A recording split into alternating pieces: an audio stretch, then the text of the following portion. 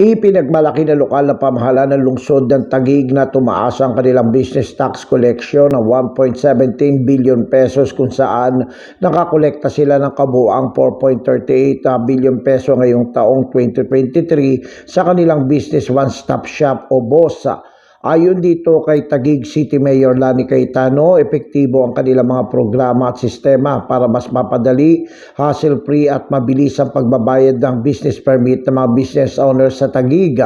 Ipinaliwanag ni Mayor Lani na mas pinadali ng business permit ang licensing office at ng City Treasurer's Office ang pagbabayad ng permit kung saan hindi na kailangan pa na magtungo ng barangay para sa business clearance dahil isinama na rin ito sa pagbabayad ng permit sa City Hall at mga satellite office sa kanilang mga negosyo. Ayon nga rito kay BPLO Head Attorney Tess Biloso, dahil kakaunti na lamang ang mga requirement, mas napadali ang proseso ng pagkuha at renewal ng business permit sa naturang lungsod upang tumaas ang kanilang koleksyon. Sa ilalim ng BOSS 2023, maaaring iproseso ang mga business owners ang kanilang mga permit sa SM Aura Satellite Office at kabubukas pa lamang na Convention Center sa New City Hall Building.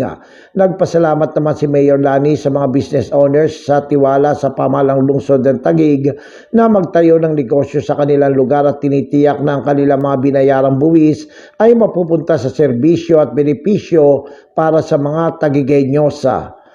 Ako, si Jojo Sikat, walang inaatas ang balita.